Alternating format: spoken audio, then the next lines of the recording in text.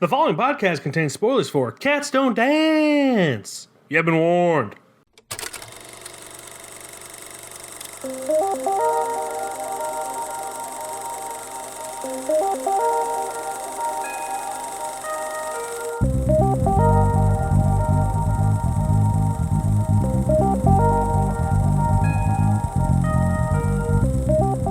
What's up, everybody, and welcome back to another episode of KFR News Radio. This is your host, Glen Button, along with your host, Miguel Magusto.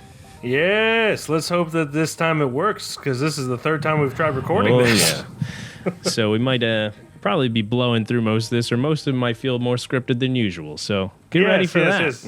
Yeah, how you doing, Glenn? Oh, my goodness, Mike, I'm so glad you asked. I'm doing good myself. How are your you nipples? doing? I'm over here living the dream. I've seen some things. I bet you're excited to hear what they could possibly be.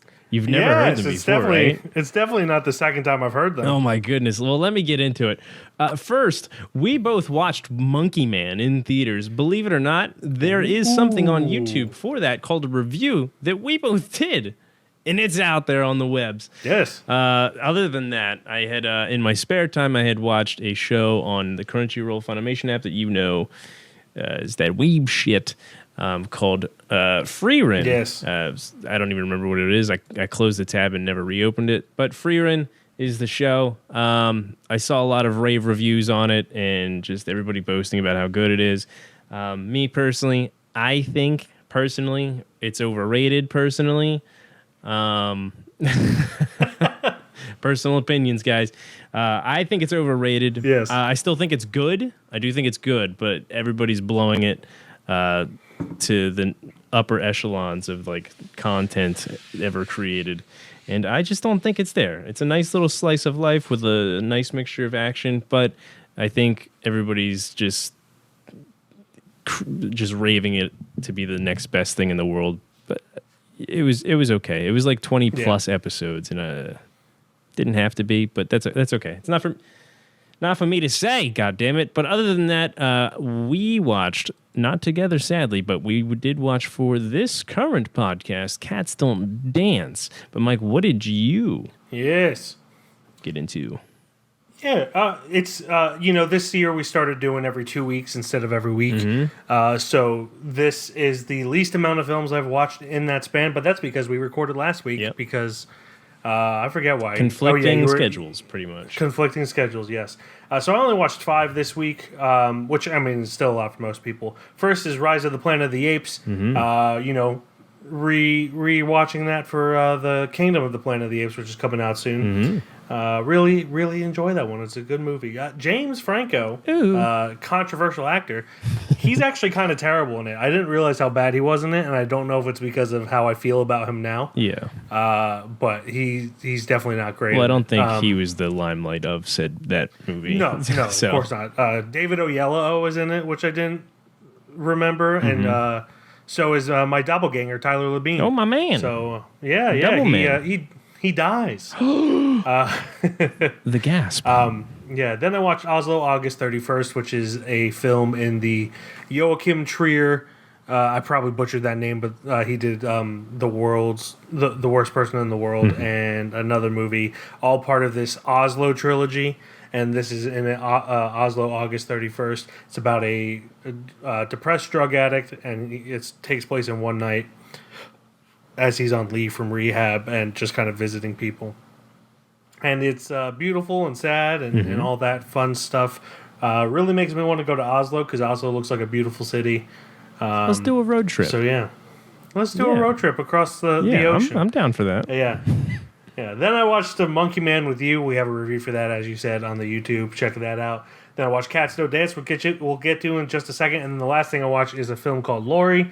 It is a German film or Austrian film, one of those, and takes place, directly after World War II, and a teenage girl and her 4 siblings are abandoned by her Nazi parents, and they have to make a trek across Germany, which is in disarray because of the Allied forces and everything. And it's very interesting, seeing this teenage girl kind of realizing that the things she was brought up to believe were in fact bullshit and kind of horrible. So yeah, it's a really, really solid film. I highly recommend people check that out. It's not my favorite film though. It's kind of like, I don't know. It's weird. The technical aspects of it kind of made me meh about it, but I really like the story, and I know most people don't care about the technical aspects of it. So people might enjoy it more than I did. But that's all I watched. So without any further ado, let's get into Cats Don't Dance. Cats Don't Dance. In a story that could only happen in the movies. It's about a cat named Danny. He's got a dream. He's going to Hollywood. Hollywood, where the streets are paved with gold. And he's ready to dance his way to the top. So join Danny. I guess we're gonna be the only two cats on the ark, huh? Sawyer. So much for preserving the species. Tilly. I hear hippos are very, very big on Broadway. They're big everywhere, darling. Wooly. And Pudge. Uh-oh, I'm busted. Along with all of their incredibly hilarious and entertaining new friends. And Darla Dimple, child star extraordinaire. I am an angel. And her faithful assistant, Max. Max! Yes, Miss Dimple. But what Danny doesn't know is she's the only star who can keep all his dreams from coming true. I hate animals! Especially that one! Danny, an ambitious singing and dancing cat, goes to Hollywood and overcomes several obstacles to fulfill his dream of becoming a movie star. Ooh. Directed by Mark Dindale, or Dindale. I'll be honest. Dindale. I don't know if he dindles. If maybe he dabbles. Dale Dimmadome. Doug Dimmadome. Doug Dimmadome. What I hadn't noticed before, what I noticed in the credits of when I actually watched the movie today, is that there was a fuck ton of producers. And sadly, I already know I'm going to butcher some of these names, so I'm not even going to go down that list. There was like 8 producers on this thing. But let's go through these ones. Written by Rick Calabash, Robert Lentz, and Mark Dabble. It stars, and last time I also noticed, or didn't notice, that I had mixed a couple of the singing voices in here. Not that that's a bad thing. Yeah. But it stars Scott Bakula. I got a little cape on now. Bakula. Jasmine Guy. It is sung by Natalie Cole, Ashley Peldon. I kind of wish they had these like kind of scattered in like singing voices and then voices. What I didn't say last time is there's a lot of kind of legends in this movie. John Rhys Davies, George Kennedy, Reen Aubert. I don't know how to pronounce. Betty Lou Gerson. Hal Holbrook. There's a bunch of people in this movie. Don Knotts. Absolute bangers of people. But yes, so. Oh, come on. That was me. Okay. It sounded like thunder. I got scared. No, I thought it got dropped again. I was like, great. So I had picked this movie because this had been on the radar for fucking eons. It hadn't been on any streaming services that I had seen, at least. Whenever I kind of checked, whenever it was my week, and then finally it was on Tubi and whatnot this round, and I'm like, yes, I have to. I've been wanting to see it, and I don't own it anymore. I used to have it on VHS. I just bought a VCR like a couple weeks ago. But that doesn't help me if I don't have that VHS anymore. That's true. But yeah, I wanted to take a trip down memory lane, and I thought it'd be nice for you. You got 2 baby boys. One obviously doesn't give a fuck about movies yet, so hopefully the other one, if you did watch it with him, at least maybe looked at it for 10 seconds and then ran away or something. Sorry to disappoint, but I watched it at 10:30 at night. Gasp! Oh well. But it's mainly because I knew he wasn't going to be interested, and I was just like, let's get this over with. Yeah. Well, luckily for your gracious eyes, it was only an hour and 15 minutes. Yeah. which was nice because we'll get into that.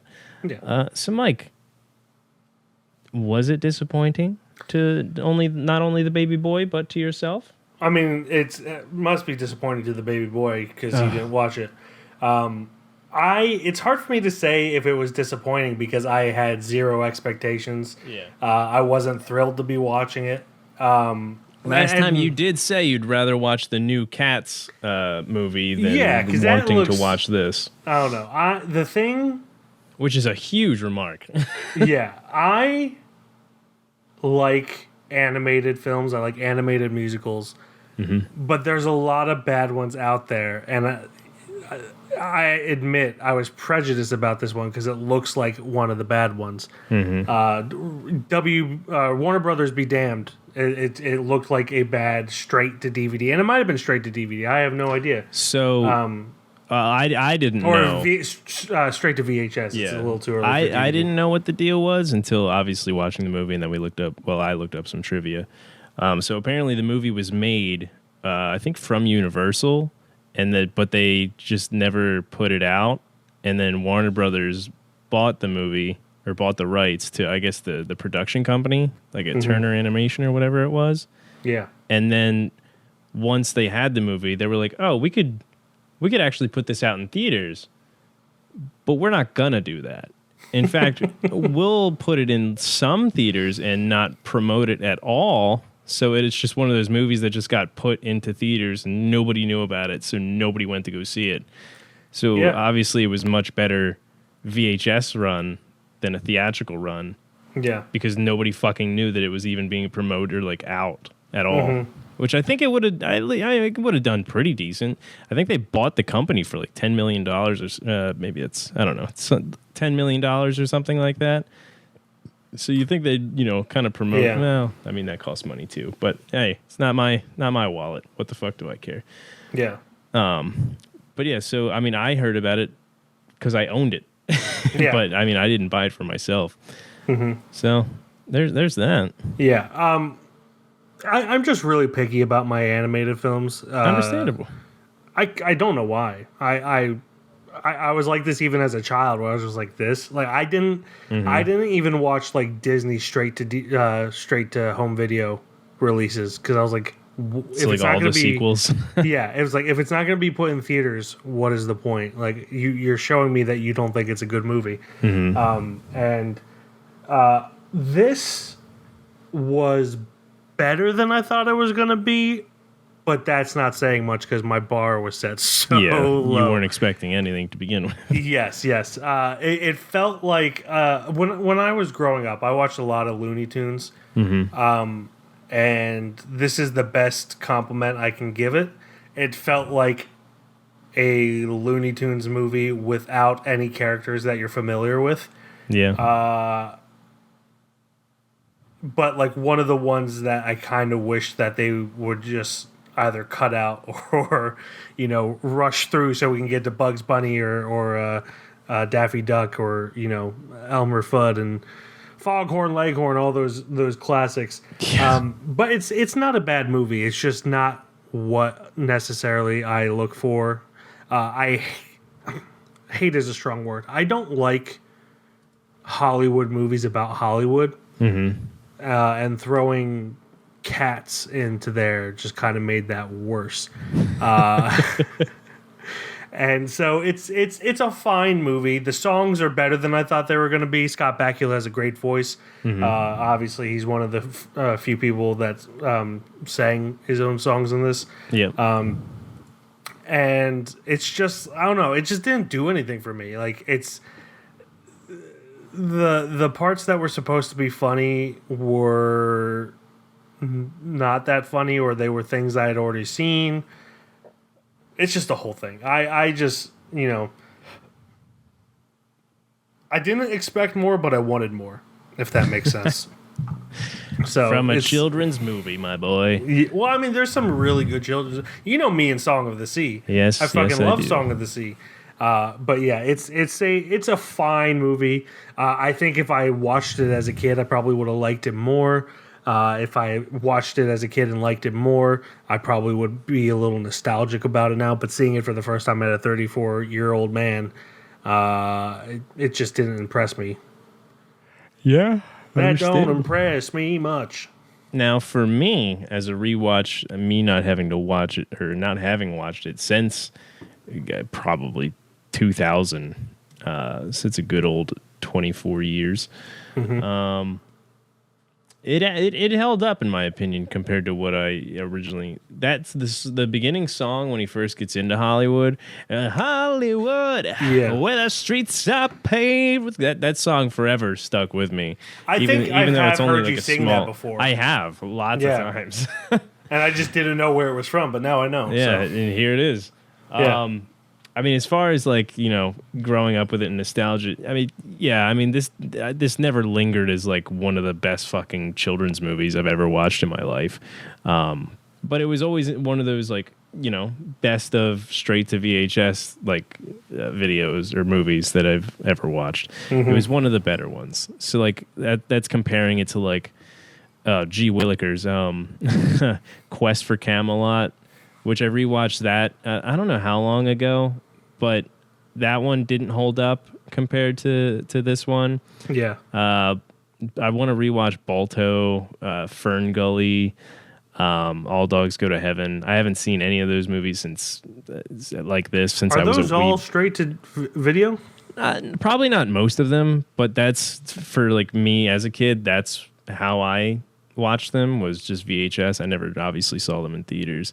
I think one of my first movies in theaters was actually Spider-Man, the Sam Raimi ones. One of, not actually. Which came out first, the Ang Lee Hulk or Spider-Man? Spider-Man. So probably Spider-Man, honestly. Spider-Man came out 2002. Ang Lee Hulk, I believe, was 2003 or 2004. Mm-hmm. And yeah, X-Men came out before Spider-Man though. I don't know if I saw X-Men or not in theaters. I did. What about X-Men? Osmosis Was the Jones? first PG-13 movie I saw without a parent. I saw Osmosis Jones in theaters. I remember that. It was in a fucking really shitty theater in the beach. The first movie I saw that I remember seeing in theaters, I know for a fact my parents took me to see Beauty and the Beast when I was like 2 years old or whatever. Mm-hmm. But the first movie I remember seeing in theaters was Jumanji. And my dad and I came late, and it was back in the day. This is going to make me sound old again. Well, I was telling you and one of the workers at Regal, I want to say, at Downingtown, that like not stadium seating was not always a thing. So it was just like a flat thing, and doors would just open straight from the lobby into the theater. So if you came in late, just sunlight hit the screen. Just booming. So my dad and I walked into Jumanji late. Not much late. It was in the beginning when it was zooming in on the game as the drums were going. And yeah, so yeah, I don't know. That has nothing to do with Cats Don't Dance, but we're talking about first movies. We're going down memory lane. So like it was me saying basically I want to rewatch a lot of those movies when I was younger that I had seen that were on VHS, because I didn't see them in theaters. But for me, this is one of the ones that have held up so far, and that's including like what the fuck's it? Oscar and Company, that one Disney with the cat and dogs. Oliver and Company. That's based on a Charles Dickinson thing. That's why it's Oliver. Yeah.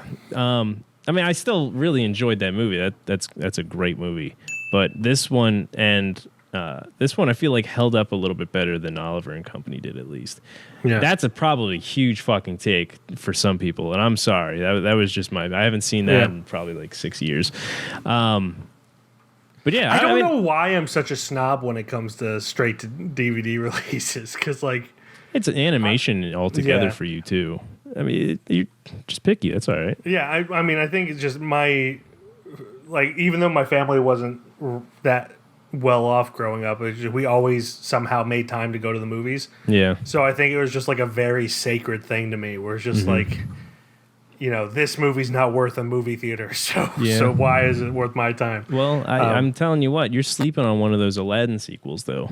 I forget which one it was, King of Thieves or some shit like that, where he sees his dad and it's the gold hand of Midas. That's to me, I want to rewatch that one too, because that's I'm a great sure there's great ones. It's just, I'm better than them. Amen. Anyway, kind of getting back. I'm not as big of a stickler on like Hollywood type movies, especially if they do. I'm not a big fan of musicals either, so that's where I'm picky. Yeah, I was gonna say that. This is very surprising because you usually don't like musicals. They've got to be, at least they've got to be catchy. Like with a huge one is like The Greatest Showman.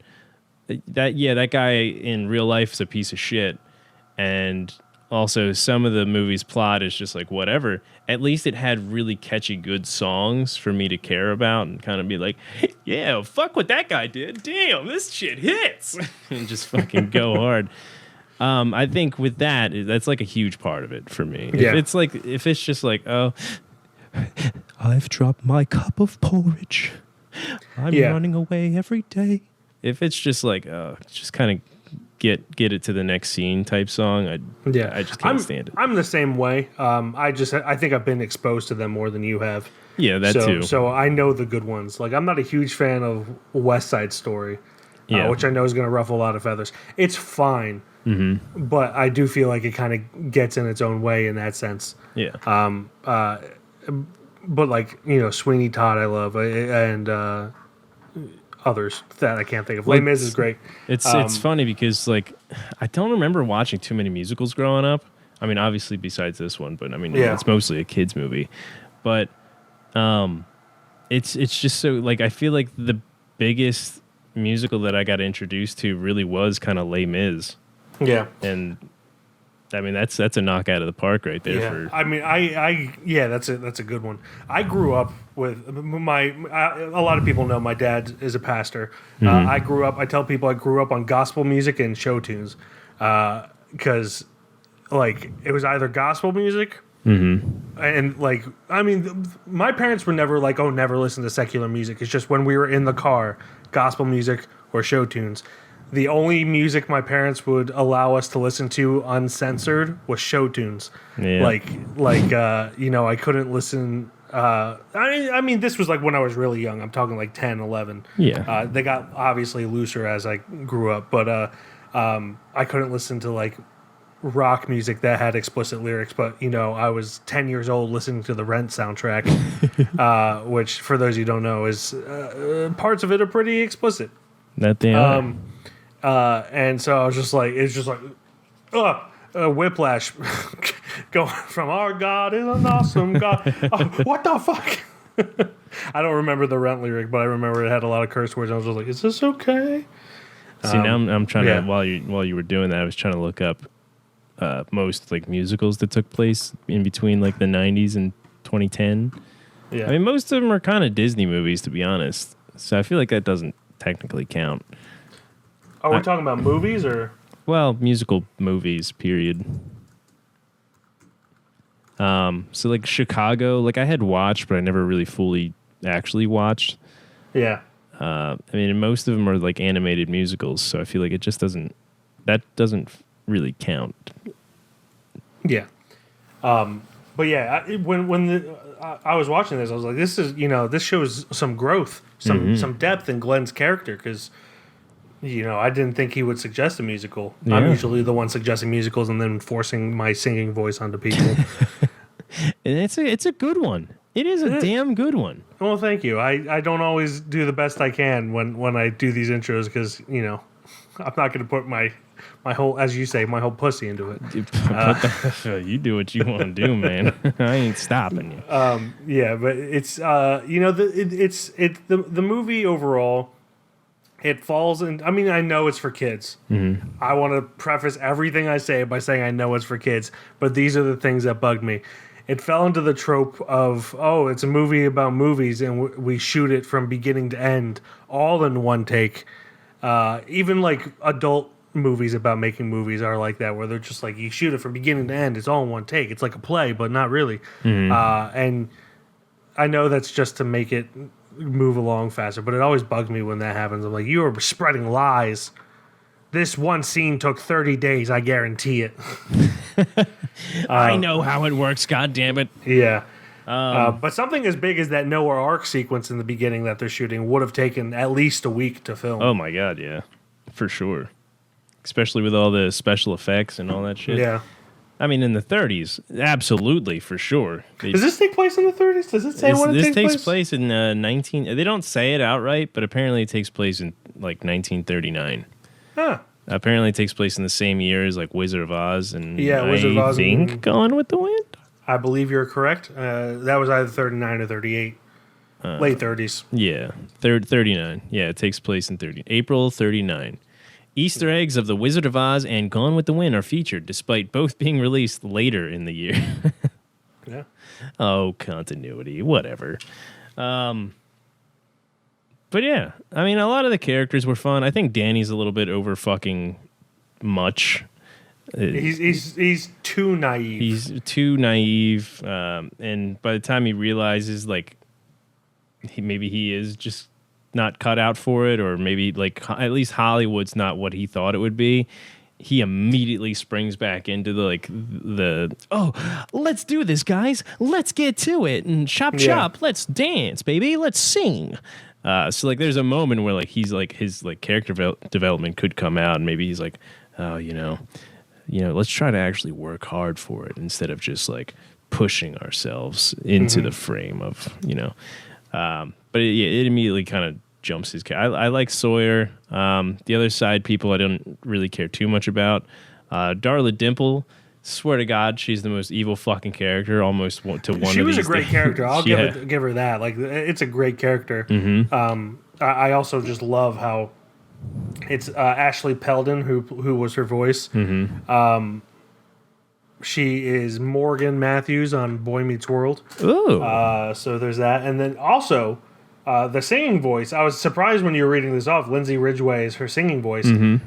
Most of the time, when singing voices are different actors, they don't sound anything like the actor. Yeah. Case in point, The Lion King. Yeah. Simba's voice sounds neither when it's a child like JTT, Jonathan Taylor Thomas, or Matthew Broderick. Yeah. It's very different, and which is weird because Matthew Broderick can sing, so I don't know why they didn't have him sing. They just wanted the other guy to be better. Yeah, they did. But like Lindsay Ridgway was a great, uncanny how like, similar they were. I was shocked that it was a different singing voice. I thought that it's Ashley really Peldon funny. just had a great voice. Yeah, I was sitting there, I'm like, damn, this girl's got some fucking chords, man. Yeah. She's And killing honestly, it makes it a little worse. That was going to be one of my high points, is that a child had that kind of voice, but apparently it's an adult singing like a child. Yeah, it's Actually, a little worse, but at the same time, it's on par with the fact that Lindsay was able to get that much of a match on that voice. Because, like, obviously, Jasmine Guy's Sawyer voice and then switching to Natalie Cole's singing voice, you could definitely hear that for sure. But between Ashley and Lindsay, that was crazy. Yeah. The Jasmine Guy to Natalie Cole, that was a leap where I was like, this doesn't even sound anything like the speaking voice. Another one that does it well is Nightmare Before Christmas. Jack Skellington is Chris Sarandon's the speaking voice, Danny Elfman's the singing voice. And that's a pretty close, it's not perfect, but that's a pretty close mix. Yeah. But like Lindsay Ridgway to Ashley Peldon was like, I'm seeing it and I still don't believe that it's not the same person. Well, it's kind of like the it's kind of like the perfect casting like that they did for Slevin with the child actor and then goddamn, for some reason Josh Hartnett. Thank you. Yeah. What the fuck was I was gonna say? Will Arnett. What a man! That would be crazy casting. Yeah. But going back to side characters, I completely agree with you. Anytime it wasn't Danny and Sawyer or Darla and Max, it was just kind of annoying. Yeah. With the exception of the little penguin kid and Woolly Mammoth, played by the great John Rhys Davies. And that's not any of the actors' faults. It's just like, I don't know. They were just generic side They were in the characters. way. They were in the way of the story. Yeah. Which, not even in like a plot device kind of way. It was just like, it was, I don't know. It just didn't fit, in my opinion. It was just annoying. Yeah.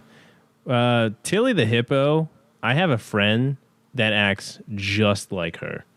And it freaked me out a lot. Because, like, obviously, 25 years, you don't think about this movie. Rewatching, you're like, holy shit. her, same person. Obviously not same species, but same person. The same exact persona. I know someone who acts like Cranston. Yeah. Me. Yep. We're all Cranston on the inside. He felt so much. Cranston was the GOAT, right? Yeah. Yeah. He reminded me so much of fucking Red Foreman in the 70s show. He just so much of like, I don't want to be here. I want to be home in my fucking chair. Yeah. And it was funny because I think Ashley Peldon actually plays young Kitty. I looked her up earlier. She actually plays young Kitty in the 70s show when it was airing. Let me look that up to make sure because I don't want to be wrong. Make sure you're not lying to us. I don't want to lie. Yep, Teenage Kitty, which, by the way, that's pretty kind of spot on too. Hearing Ashley in this, and then hearing, I mean, obviously she was like probably 10 years old in this, but hearing what like Kitty sounds like in the show, and then what this girl was pulling off with the voices in this, again, that was before she was an actual teenager probably. It's kind of crazy. The one huge thing I do want to say about this, like one of the probably other than like some of the catchy songs, there's like an animation sequence where Danny's kind of getting everybody's like hopes up that if we can't get apart, let's show them that we can fucking do it. And then they're all in the alley fucking doing cans and making music and shit. Yeah. What I really like about that sequence is how much everybody kind of lights up and gets so colorful compared to like the drab colors. As soon as like they start feeling it, they start feeling in their bones, they start getting very colorful and the animation starts picking up a little bit. I thought that was really cool, and I really liked that to kind of show that they were drawn with their pussies on that part. You brought it up. I wasn't going to do it again until you brought it up. I brought it up about me, not cartoon characters. Well, there's two cats, man. What do you want me to do? Fair enough. That's what we're talking about. Yeah, I agree. It's is the animation context is of really the sequence weird? A little bit, but the animation part was the way it's animated is really nice. It's just a. I don't know. It's just not the kind of animated thing I go for anymore. You know me. I like darker things, and even for you, stuff. It's reverse. Like if they were all colorful and then they got down, that's when you'd start appreciating. If it talks about depression, if it makes kids feel depressed at the age of 3 years old, that's what I want. Speaking of depressed, but more scared, Max. We're kind of going back. Max and Darla as like a combo is like frightening. Yeah. But Max on his own as a force is fucking scary. Did he remind you of anyone? I'm thinking of someone very specific, a character in a certain thing. Well, now that I have to like pinpoint it, no. Solomon Grundy. Oh yeah, from Batman. I mean, for a minute there, I was thinking of Frankenstein, but he was like. I think it was a little Frankenstein inspired. Yeah. But so was Solomon Grundy, I believe. He very much could be is, wrong about that. So, but yeah, honestly, for especially because Warner Brothers owns the rights to Batman, I was like, are they trying to make him look like Solomon Grundy? Because he looks like Solomon Grundy a lot. I think the movie was finished before that was even a thing. So yeah, I don't know the history of Batman, so I don't know when Solomon Grundy became a thing. Yeah, I mean, Solomon Grundy was a thing. Is he but only in the video game? No, he's in the comics and everything. Okay, that's what I thought. I wasn't 100% sure, but I knew of him from Arkham City. This movie was made before Warner Brothers even bought the company. Mm-hmm. So like they finished the movie and then Warner Brothers was like, that's get on right. in here. You're right. Yeah, you did say that. Yeah. So I mean, he could be inspired by it. There is a specific trivia in here. Who the fuck was it? Darla's butler Max is in reference in name and appearance to Eric von Stroheim's sinister character Max von Merling from Sunset Boulevard. a lot of shit in this movie is inspired from like the movies in the 30s and so forth. Yeah, which I did appreciate that aspect of it. So a lot of that is out of my territory. I don't know half. I'll be honest, I don't know half the people. Don't know half the references. I did recognize a lot of the actors they had in the background. I believe they had Humphrey Bogart at some point. Let's see if they have. I know they have the list. I believe. Yes. Where did that list go? Jimmy Durant, Bette Davis, Stan Laurel. Bette Davis. I recognize Bette Davis. Oliver Hardy, Mae West, Joan Crawford, Cary Grant, Stan Laurel and Oliver Hardy. Yeah, there's a lot of fun film things in there for classic movies. But yeah, it's just I don't know. I don't know what else to say. That's all right. But I mean, kind of going back to it. One thing I will say is usually food in cartoons looks delicious. Nothing looked delicious in this. Not even the donuts. Not even the donuts. It was mostly like sweets and stuff, but yeah, they look so dry. Yeah, and at least Pudge was eating good, man. Yeah, at least he was enjoying the food. Pudge is the real MVP, if we're honest here. Yeah. But I mean, kind of going back to it. I mean, this was a kids' movie when I watched it as a kid, and now I'm watching it 25 years after. For the most part, it holds up, in my opinion, to what I did watch it at. I don't even think it's too much nostalgic either. I'm not like holding on to anything on it, other than that one song, Hollywood, where I'll fucking sing that for the rest of my life. I think it's really cool that it had a lot of influence from, obviously from all the shit in the 30s and 40s and so on and so forth. Yeah. But I mean, like you say, it is kind of tiring to see Hollywood movies about Hollywood, for sure. Yeah, unless it's like, I don't know. I like the honest ones. Yeah. Like... What was that? I don't like La La Land as much as I used to. Yeah, I love La La Land, but I understand. I do like how it shows that, like... You don't like it when it's absolutely glamorized, right? That's what it is. Because La La Land, the thing that I love about La La Land, it's like, even in success... Babylon, that's what I'm thinking of. Yeah, Babylon. Like but with La La Land, even with success, you kind of lose friends along the way. Yeah.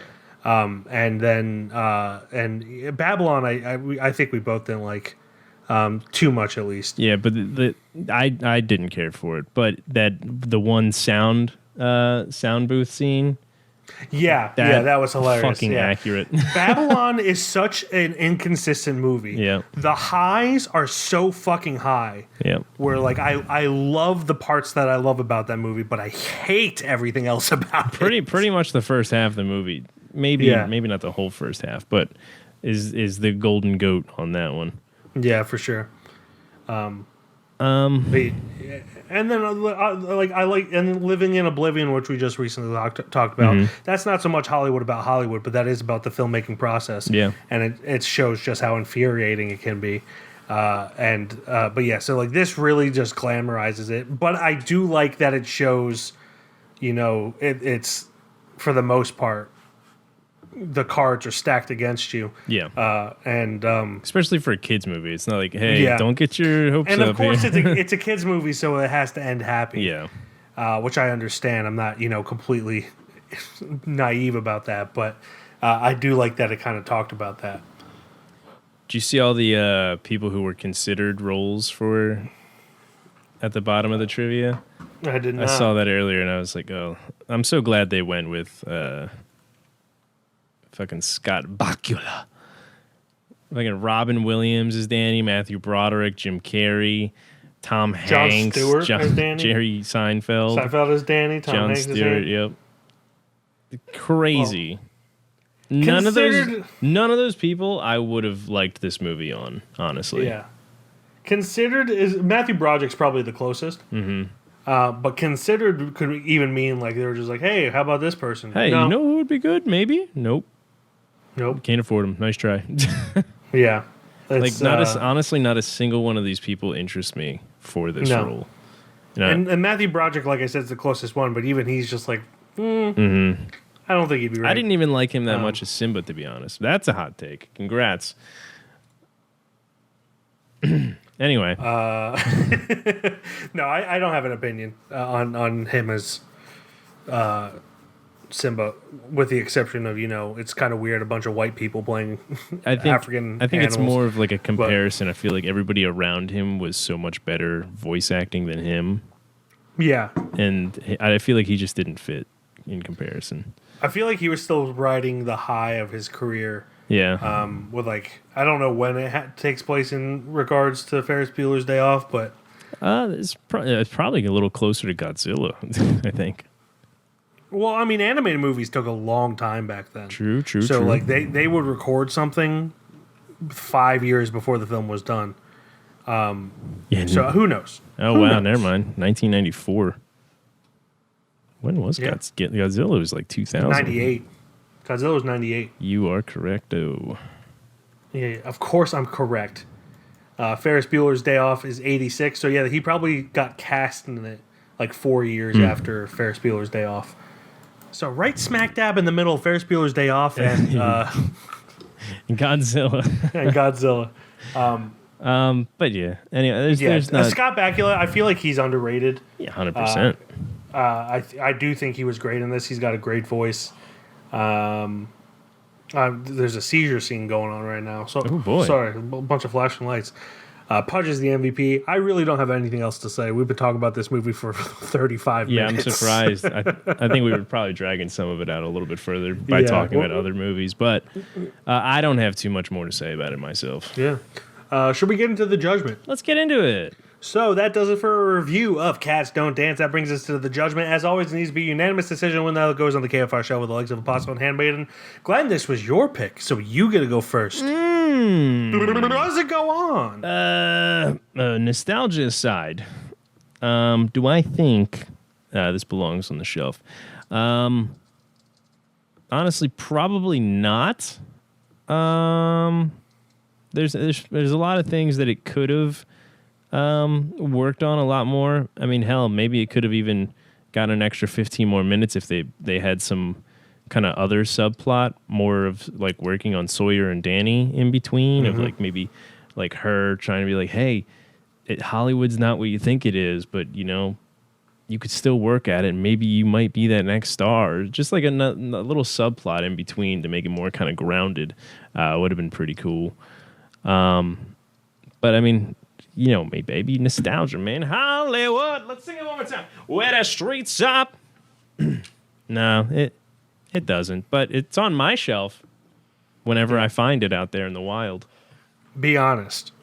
Are you only saying no because you know? Because I know you're going to say no. 99% certainty I'm just going to say no? Probably, honestly. I'm trying not to have it be a complete, I think the movie's really good, but is it because of nostalgia? It's hard for me to separate that. Yeah, I understand that. I'm that way with a lot of things. A lot of the side characters sucked ass, but the main characters and the antagonists were great. Well, sort of great. Danny kind of sucked as a character overall, but I don't know. There's a lot of things they could have worked on to probably make it better, and for that, we've put in better movies off the shelf for that. So, I think ultimately it comes down to where this stacks up with other films like it, specifically animated films. I think it was better than I thought it was going to be. So there's that, but it just doesn't have that wow factor that Danny had apparently. Yeah. And no, it's not going on the shelf for me, but it was better than I thought it was going to be, and that is really the biggest compliment I can give it. There you go. Yeah. So, unfortunately, Cats Don't Dance does not go on the KFR shelf with the likes of Apostle and Handmaiden. And Apostle. Did I not say Apostle? I don't actually know. I just blacked out. So I think I was abducted by aliens. I think it's from us staring at that total eclipse here. Oh, yeah, we had an eclipse today. Look at that. There we go. I walked outside and everything was polarized. It was scary. But that brings us to our film for next week. It is Streaming Roulette Week. So for those of you who don't know, we spin a very real wheel the size of Rhode Island. We spin it 3 times, and we pick which of those movies that we want to see the most out of those 3. So without any further ado, as another seizure happens, here comes spin number 1. Invention for Destruction. For destruction. Invention for Destruction. It looks like it's based on Jules Verne from 1958. Let's see where this is at. This is going to be on Criterion Channel. Oh, we love the Criterion Channel here at KFR. Adventure, fantasy, sci-fi. An evil millionaire named Artigas. I don't know why I sound like that. Plans to use a super explosive. Oh, I just paused it. An evil millionaire named Artigas plans to use a super explosive device to conquer the world from his headquarters inside an enormous volcano. Directed by Karel Zeman. Written by František Hrubin, based on the, I'm assuming, novel by Jules Verne. I believe Milan Vaca also wrote a little bit about it. And it is starring Lubor Tokos, Arnos Navratil, Miroslav Holub, František Sleger. So this is obviously European of some kind. Let's see where exactly. Czechoslovakia. Ooh. During the USSR days. So yes, that's the Jules Verne's or Carl Zeman's Invention for Destruction on Criterion Channel. You can also rent it if you don't subscribe to Criterion Channel. 7.5 out of 10 on IMDb. No Metacritic score. So that is spin number 1.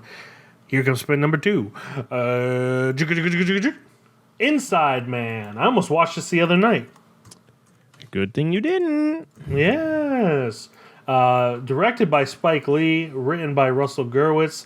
A police detective, a bank robber, and a high-power broker enter high-stakes negotiations after the criminal's brilliant heist spirals into a hostage situation, starring Denzel Washington, Clive Owen, Jodie Foster, Christopher Plummer, Willem Dafoe, Chiwetel Ejiofor, and many others.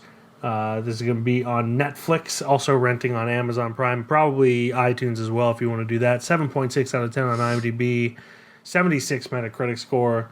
I just thought that was weird. I was about to watch that the other day and decided against it. There's another movie called Inside Man with Emile Hirsch. That's interesting. Okay. I just got excited for Emile Hirsch, man. This is specifically the Spike Lee one from 2006. So that's spin number 2. Here comes spin number 3. There's another Japanese film. Star Wars Episode 2, Attack of the Clones. Oh, jeez. My least favorite Star Wars movie. Written and directed by George Hack Lucas. Honestly, I could say Hack Lucas. Yeah, I could talk for 15 minutes. I'm not going to exaggerate how much of a hack that man is. 10 years after initially meeting Anakin Skywalker. Oh, it's 10 years after initially meeting, Anakin Skywalker shares a forbidden romance with Padme Amidala, while Obi-Wan Kenobi discovers a secret clone army crafted for the Jedi, directed by George Lucas, written by George Lucas and Jonathan Hales, starring Hayden Christensen, Natalie Portman, Ewan McGregor, Christopher Lee, Samuel L. Jackson, Frank Oz, Ian McDiarmid, Pernilla August, Jimmy Smits, and others. Ahmed Best. Stop being mean to Ahmed Best. I know Jar Jar Binks is annoying, but stop being mean to him. It is a 6.6. That's too high. Out of 10 on IMDb. People who rate things on IMDb are fucking stupid. 54 Metacritic score. So, yeah, I think unless we want to hear me rant for a long time. I'm not even a Star Wars nerd. But Attack of the Clones is one of the movies. I own it just because I'm a collector and I feel like I need to own everything. But I hate it.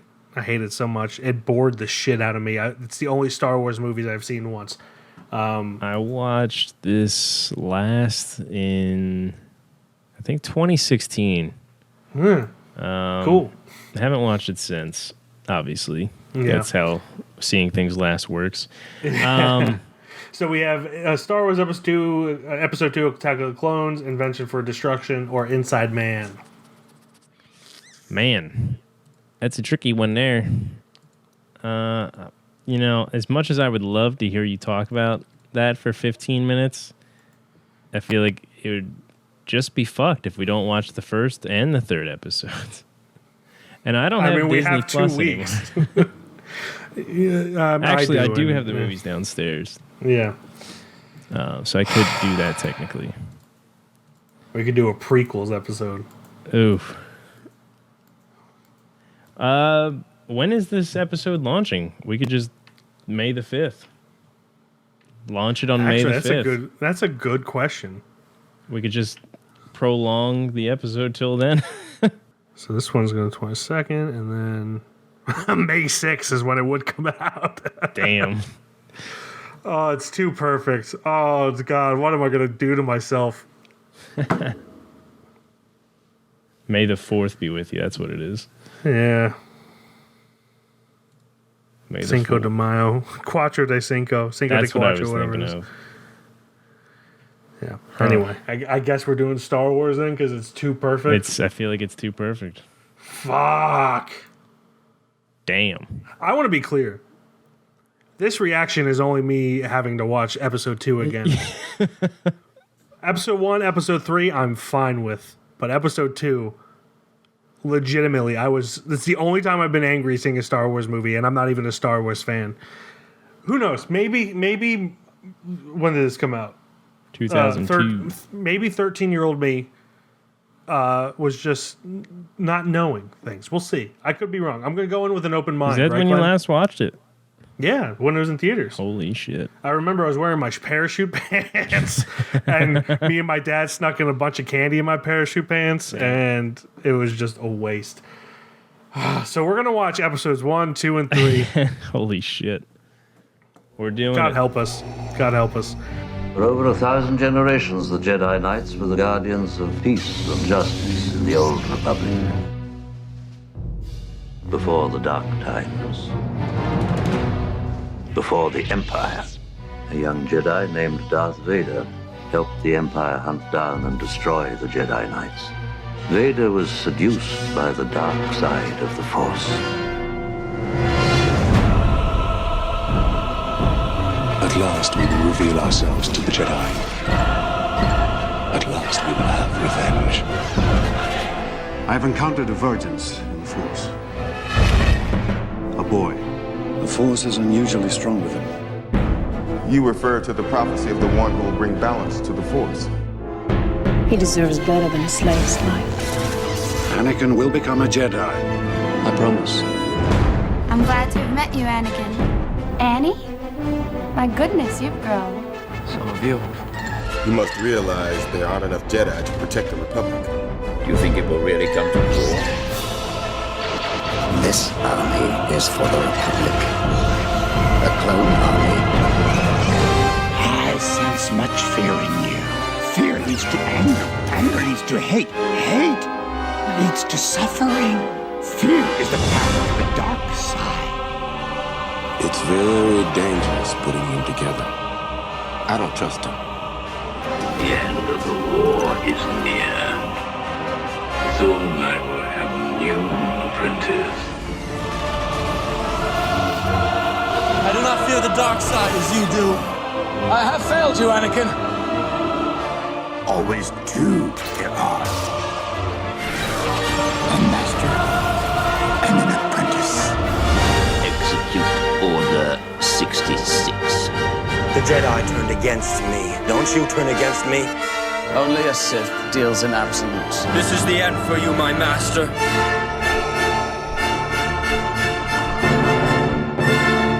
You are the chosen one!